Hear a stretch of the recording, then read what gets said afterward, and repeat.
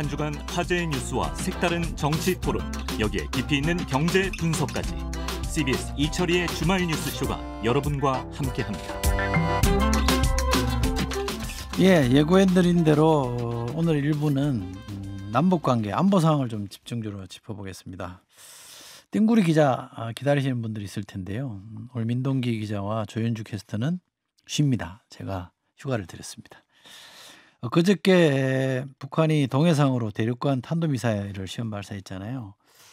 영상도 공개가 됐는데 안 그래도 우크라이나 러시아하고 우크라이나 전쟁에 군대를 파병한다 이런 것 때문에도 관심을 끌었고, 그로 인해서 남북 관계에 긴장이 고조되는 거 아니냐 우려하시는 분들이 많을 텐데요.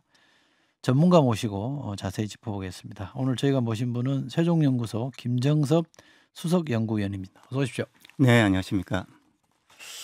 짧은 가을인데 잘 계십니까? 네, 잘 지내고 근데 있습니다. 안보 쪽 계신 분들은 걱정이 많던데. 네, 요즘 참 심상치 않은 일들이 너무 많아가지고요. 그렇죠. 네네. 네. 우리 김정석 박사를 제가 잠깐 소개해드리면 행정고시 하셔가지고 국방부에 계셨어요? 네.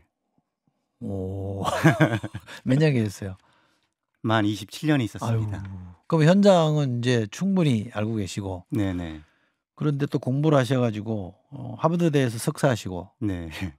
옥스퍼드 대학에서 박사를 하시고 네네. 공부를 또 엄청 잘하셨네. 아닙니다. 그러니까 이게 실전과 뭐라 그러지, 학문을 겸비했다 그럽니까? 가방끈만 괜히 길어가지고. 책도 냈잖아요, 몇 권. 네네. 근래 세계의 전쟁?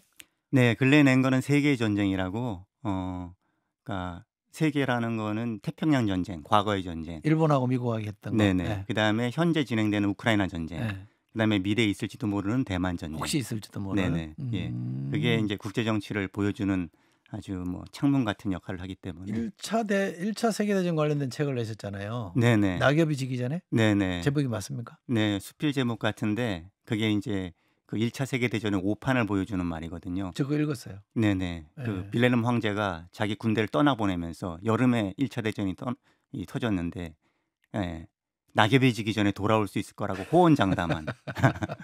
못 들어왔죠, 낙엽이 지기 전에. 그럼요. 4년이나 끌었죠. 4년 했죠. 네네. 전쟁은 한번 시작하면 쉽게 끝나지 않습니다. 그러게요. 지금 말씀처럼 요즘 전쟁에 대한 우려 네네. 대놓고 말은 못하지만 네네. 걱정하시는 분들이 제 주변에도 들어 있거든요. 그래서 우리 저 박사님을 모셨습니다. 하나하나 좀 짚어볼 텐데, 우선 제일 이제 급하게 제가 질문드리고 싶은 것은 북한이 ICBM 쐈잖아요. 네네. 화성 19형? 화성 19. 네. 네. 제일 개량된 거 완성판이라는데 그렇게 네. 봐야 되나요? 아니, 기술적으로는 완결이라고 볼 수는 없고요. 왜냐하면 북한이 그 ICBM은 지금 이미 그 사거리는 나왔습니다. 네. 미 본토를 때릴 수 있는 거는 화성 17형부터 나왔기 때문에 이번에는 좀 더 이제 엔진 추력이 좋아져서 더 향상되긴 했지만, 문제는 이제 대기권 재진입이거든요. 과연 진입해서 때릴 수 있느냐는 아직 미지수인 거죠. 그래서 북한이 최종 완결판이라고는 했지만 그것은 이제 대외 과시용이라고 좀 봐야 될 것 같습니다. 그 ICBM도 쏘고 좀 핵 실험하는 것도 국정원 발표에 의하면 언제든지 할 수 있는 상황까지 가 있는 것 같다. 네, 이렇게 준비는 돼 얘기하고, 있겠죠. 그렇게 다만 얘기하고. 가능성은 그렇게 높지는 않다고 보는데. 그래. 지금 하면 7차가 되는 거죠? 7차죠. 그리고 지난번에 경의선 이 도로하고 철도 폭파하고. 네네. 그죠? 예. 헌법도 개정해서 네. 통일 조항 이런 거 없앤다 그러고. 네. 러시아에 파병하고. 왜 이러는 거예요 도대체? 사실은 모든 게 다 연결돼 있는 거거든요. 그죠? 네. 김정은은 왜 이러는 겁니까? 네. 김정은 입장에서는 나름 합리적으로 계산적으로 행동하는 거죠. 어떤 점에서 그렇습니까? 그러니까 ICBM 발사만 하면 이거는 이제 미 대선을 앞두고 미국에 대한 메시지를 보내는 거거든요. 네. 예. 이 최종 완결판이라고 하는 건 이미 우리가 이 정도 수준에 올라와 있다는 것을 다시 한번 이제 강조하는 거고요. 특히나 이제 트럼프가 당선되면은 북미 재협상 이런 얘기도 있는데, 그렇죠. 하노이 때랑 다를 겁니다. 북한은 이제 더 이상 핵을 포기하지 않을 거고요. 이제 비핵화 협상이라고 하면 아무리 트럼프가 얘기해도 호응하지 않을 것이고, 그러니까 지금 어제 발표하면서 ICBM 하면서 발표한 게 김정은이 직접 그랬잖아요. 절대 핵무력 노선 이제 되돌리지 않는다. 불가역이란 말을 계속 하거든요. 그러니까 핵 지위를 인정한 상태에서는 만날 수 있겠죠. 예. 그 메시지를 지금 미국에 보낸 거죠. ICBM 발사는. 트럼프가 유세 중에인가요? 북한이 이미 핵을 가졌으니 네. 너무 그러지 말고 네. 잘 지내는 게 좋다. 잘 지내자. 해국가는. 근데 네네. 뭐 마치 핵을 가진 것처럼 인정해 줄 것처럼 발언한 거 아니에요? 네. 근데 사실은 핵 보유국이라고 공식적으로 인정하기는 어려울 겁니다. 기본적으로 미국은 이제 비확산 체제에 굉장히 이제 중점을 두고 있기 때문에 그거를 보유국으로 인정을 해줄 수는 없는데 사실은 받아들이면서 뭔가 북미 접촉은 있을 수가 있겠죠. 그러니까 거기서 이제 우리가 좀 난처한 상황에 빠질 수 있다는 우려들을 하시던데 네.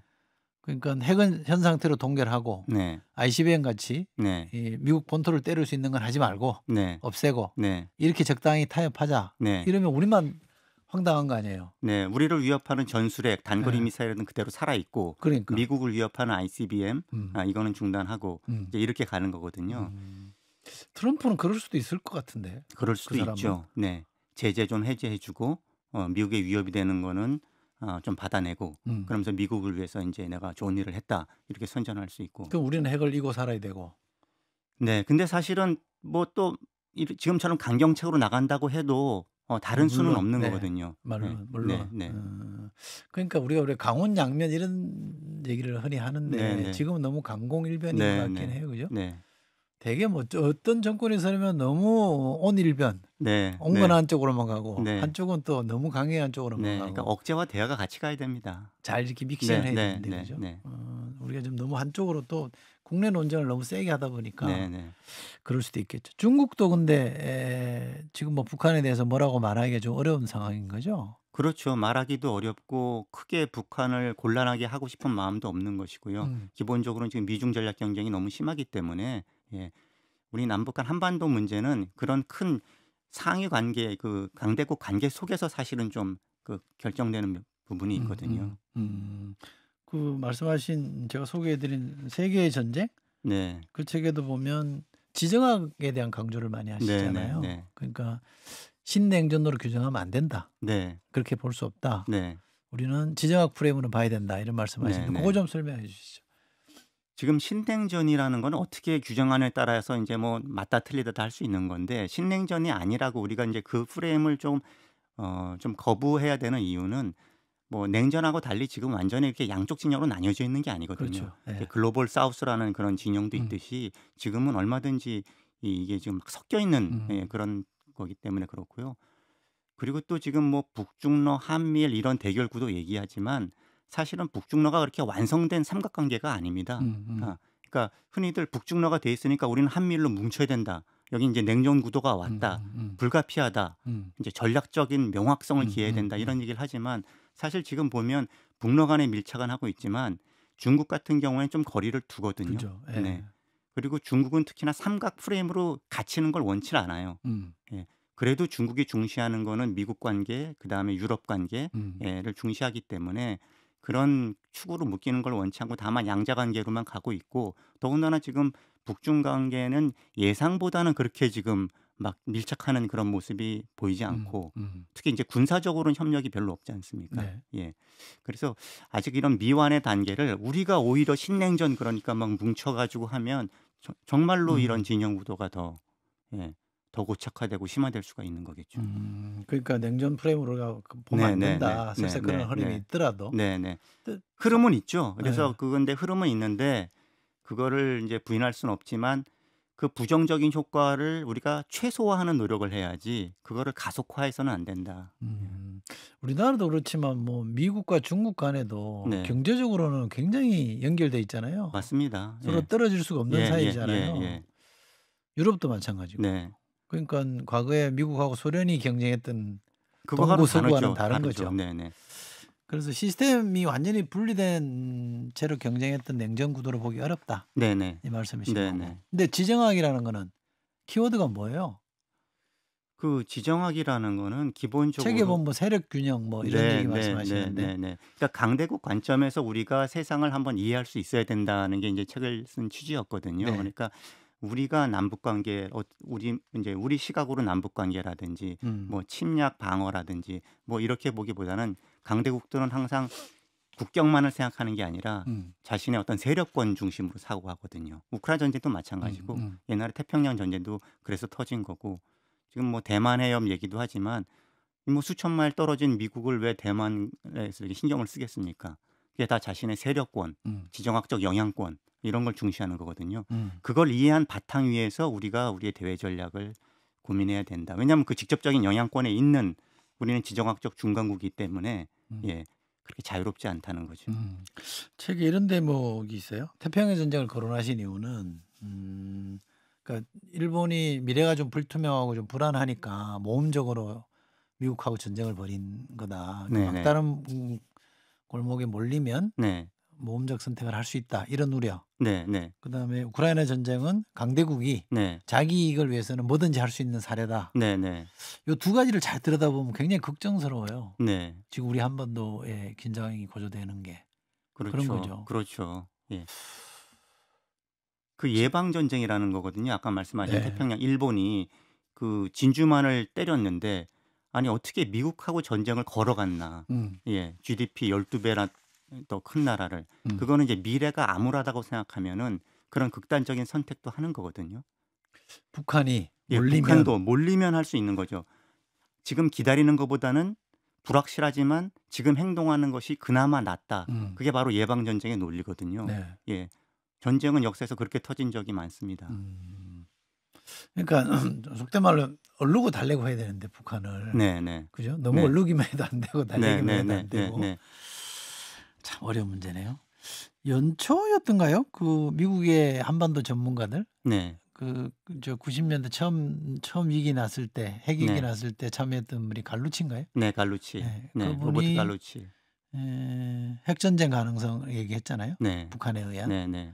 그다음에 해커 박사라고 유명하신 분 네, 있잖아요. 네. 그 책도 그 저는 최고 읽어, 전문가죠. 네, 책도 읽어봤는데 김정은이 이 할아버지처럼 전쟁을 하려고 하는 전략적 결정을 했다. 네.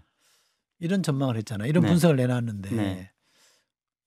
그때 좀 과하지 않았냐 이렇게 생각했어요. 저도. 네. 어떻게 보세요? 아니 전쟁 가능성, 위기가 높아졌다는 그런 우려에 대해서는 동의를 하는데 저는 좀 오독을 한 것 같아요. 오독. 예. 이 한반도 이 군사적인 어떤 지금의 본질에 대해서 뭐냐면 김정은이 할아버지처럼 전쟁을 결심을 한 것이 아니라 전쟁이 일어난다면 어떻게 대응하겠다는 어떤 그런 전략적인 결단은 한 거는 맞지만 할아버지는 밀고 내려온 거잖아요. 나쁜 놈이죠. 예. 그러니까 그거는 사실 억제가 약해서 한미 쪽 우리 한국의 입장에서 봤을 때는 억제력이 약해서 이건 승산이 있겠다 싶어서 계획해서 밀고 내려온 전쟁이거든요. 6.25 전쟁은. 근데 지금 한반도는 그런 상황은 아니라고 보고요. 오히려 억제가 약해서 밀고 내려오는 전쟁이 아니라 이게 서로 간에 위기 관리가 안 돼서 터져버리는 전쟁. 저는 그 가능성을 우리가 우려해야 된다고 봐요. 그러니까 이게 제가 그래서 1차 세계대전 쓴 책이 바로 그런 동기였거든요. 1차 세계대전은 보면 2차 대전하고도 다릅니다. 무슨 히틀러가 있지도 않아요. 무솔리니도 없어요. 그런데 예, 그 세계대전이 터져버렸거든요. 네. 그러니까 사라예보의 그 촉발 사건으로 이게 위기가 고조되는데 그러면서 상호 두려움 때문에 억제력 경쟁하다가 말도 안 되게 어처구니 없이 저런 세계대전이 터져버렸거든요. 예. 지금 말씀하신 억제력 경쟁이라는 거는 우리 네. 힘을 키워서 네. 상대를 좀 견제하자 이거 아니에요? 네네. 딴지 못하게 막자. 그렇죠. 그렇게 네, 억제하자 네, 이런 네, 건데 네. 서로 이제 그걸 막 올리다 보면 억제력 경쟁이 되는 거잖아요. 네, 네. 그 이제 군비 경쟁 이런 걸로 나타나는 거고. 그렇죠. 예. 지금 우리 남북 간에도 지금 그런 상황이 지금 완전히 거예요. 억제력 경쟁이 일어나고 있죠. 서로 두려워하고 서로 상대보다 좀 더 우위에서려고 하고 예. 그러면서 또 상대의 의지를 또 한번 시험해보고 기싸움도 하고. 예, 기싸움하고 무인기 보내고 뭐 풍선 이러니까 이제 이게 터지면 그 관리가 제대로 되겠는가 이제 이런 거죠. 미국의 그 포린 폴리시라는 네. 잡지가 있잖아요. 네네. 뭐 전문 잡지에 보면 북한이 이 한미 군사 훈련을 계기로 서북 도서를 포격하고 네. 연평도 포격 비슷한 거겠죠. 그죠? 네네. 그보다 더 한지 모르겠지만 네. 그게 상륙해서 점령한다. 이런 뭐 시나리오를 얘기하신 분이 있다면서요. 네. 네. 진짜 그럴 가능성이 있을까요? 아유, 저는 가능성 없다고 봅니다. 네. 그러니까 북한이 핵을 가졌다는 거는 북한이 자신을 지킬 수 있는 억제력을 확실히 갖췄다고 봐야 돼요. 한미가 어떤 군사적 옵션도 북한에 대해서 생각하기 어렵습니다. 네. 근데 문제는 뭐냐? 북한은 재래식 전력은 우리보다 완전히 열세예요. 그렇죠. 예. 그런 상황 속에서 먼저 공격해서 처음부터 핵을 쓸 수 있는 건 아니잖아요, 북한도. 그러니까 재래식으로 뭔가 압도할 수 있어야 되는데 지금 그 입장이 아닌 상태에서 뭔가 그런 군사적 충돌을 뭐 점령이라든지 이런 걸 일으킬 그럴 조건은 아니죠. 그 어떤 도발을 할지 모르니 충분히 대비는 해야 되겠지만 네. 과도하게 겁먹을 필요는 없다. 네. 지금 사실 한반도에서는 쌍방 억제는 강력하게 작동하고 있거든요. 어느 네. 일방도 그 어떤 군사 분계선을 넘어서 어떤 현상 변경을 시도할 수가 없습니다. 예. 그러니까 그거에 대한 걸 먼저 받아들이고 그렇다고 해서 이제 억제력이 처지면 안 되니까 이걸 잘 유지해야 되겠지만 이제 위기 관리까지 함께하는 그 이중의 과제를 우리가 신경 써야 되는 거죠. 북한이 러시아에 파병을 했는데 네. 어떤 칼럼 보니까 박정희를 따라한다 김정은이 네, 네. 우리가 월남 파병했듯이 네, 뭐 네. 그런 얘기 비유를 하던데 경제적인 이유가 제일 큰 건가요? 어떻게 봐야 돼요? 경제적인 이유도 일부 있겠지만 그 뭐 여러 가지 측면에서 반대급부를 극대화하려는 것 같습니다. 예. 그러니까 일각에서는 사실 북한이 파병하면 한반도 전쟁 발생할 경우에 이제 러시아도 파병하는 거 아니냐 이런 거를 걱정을 하지만 물론 이제 그런 어떤 인식 측면에서 효과는 노릴 수 있겠죠. 예. 그렇지만 실질적으로 러시아가 한반도에 군사적인 개입을 하는 것은 가능성은 저는 크진 않다고 보고요. 예. 이 한반도가 러시아한테 이렇게 사활적인 지역은 아닙니다. 예, 중국하고 입장이 달라요. 예, 러시아는 기본적으로 유럽의 모든 인구와 뭐 산업 시설이 집중돼 있기 때문에 그쪽이 훨씬 우선순위가 높고 그래서 지금 우크라이나 전쟁을 하는 거고요. 예, 그렇지만 지금 그거 외에 이제 여러 가지 이 뭐 에너지라든지 뭐 이런 경제적인 것도 있지만 이제 군사 기술 지원받는 거 이런 것도 있기 때문에 미사일, 핵, 위성 뭐 이런 거. 그런데 이제 제일 우리가 우려하는 게 핵 미사일 관련된 첨단 기술을 이전받을까 봐 걱정을 하는데 그것도 러시아는 잘 주지는 않을 것 같습니다. 그 정도 등가성이 있느냐 북한이 지원해 주는 게 그런 것도 있고 그런 민감 기술을 그렇게 줬던 사례는 없어요. 어느 동맹국 간에도 오히려 저는 재래식 북한의 노후화된 재래식 전력을 현대화해 주는데 그런 쪽에 아마 뭐 거래가 있을 가능성이 있다. 북한이 지난번에 러시아 가서 그 전투기 생산 공장에 갔잖아요. 예, 북한은 공군력이 엄청 취약한데 그런 쪽의 어떤 지원을 받을 가능성이 있죠. 제가 국회의원 할 때 국방위원을 할 때 들은 얘기는 북한은 기름이 없어서 네. 비행기도 못 띄우고 네. 연습도 잘 못한다. 네, 네. 이런 얘기를 했잖아요. 네, 네. 요즘은 좀 경제가 좀 나아졌어요? 그러니까 뭐 북한 경제하시는 분들 얘기를 들어보면은 그렇게 최악은 아니라고 하고요. 예, 물론 아주 좋은 건 아닌데 어느 정도는 뭐 돌아간다 뭐 이렇게 어느 얘기하시더라고요. 정도는. 예, 예. 북중 간에 북한하고 중국 간에 그건 다른가요? 네네. 새로 놓은 거 아직 개통 안 되고 뭐 있죠. 둘 사이가 안 좋아서 지금 그런 거죠? 둘 사이가 안 좋다고 보기엔 좀 어려울 것 같은데요. 지금 그러니까 북중 관계가 안 좋은 적도 많이 있었습니다. 예전에 이제 시진핑 집권했을 때 그 김정은 초기에만 하더라도 맞아요. 예, 핵실험하면 예. 서로 공식적으로 막 서로 비난까지 했거든요. 유엔 제재할 때 동의해 주고 네네. 많이 왜냐하면 했잖아요. 중국이 제재를 하니까 네. 동참하니까. 그랬는데 지금은 그 단계는 전혀 아니고요. 굉장히 이제 우호 관계는 성립이 됐는데 기대했던 것만큼 사실 중국이 그렇게 적극적으로 나서지 않는 거예요. 그러니까 중국은 기본적으로 미중 경쟁은 이제 안정적으로 관리해야 되고 지금 안 그래도 중국 경제가 어렵잖아요. 유럽 시장도 신경 쓰이고 그런데 이제 북한에 대해서 그렇게 호의적으로 대폭 전격적으로 러시아만큼 지금 해줄 입장이 아닌 것이죠. 예. 그래서 약간 좀 속도가 더딘 그런 정도 우호 관계는 유지하면서 그게 어떻게 보면 좀 다양스럽기도 한데 비핵화를 하려면 네.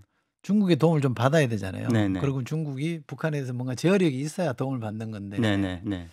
그게 비핵화의 여건이 좀 더 어려워진 거 아니에요? 어려워졌죠. 지금 러시아 때문에라도 지금은 어렵습니다. 이제 제재 같은 경우에는 뭐 구멍이 뚫린 거고요. 유엔에서 제재도 잘 안 되고. 안 되고요. 예. 지금 북한으로서는 지금 탈냉전 이후에 최고의 전략적 환경을 맞고 있어요. 이제 더 이상 뭐 남한 이제 뭐 기댈 것도 없고 그다음에 미국하고의 관계 개선에 목맬 필요도 없고 기본적으로 이제 중국이 있는 데다가 거기에 러시아라는 후원국까지 이제 있기 때문에 지금 뭐 비핵화는 뭐 좀 어려워지지 않았나 이런 생각이 듭니다. 알겠습니다. 짧게 시간이 뭐 훌쩍 다 지나가 버렸네. 짧게 햇볕 정책, 뭐 평화 정책이라고도 하는데 이제 시효가 다 됐다. 뭔가 좀 바꿔야 된다. 이런 주장을 하시는 분들이 있어요? 네. 어떻게 보십니까?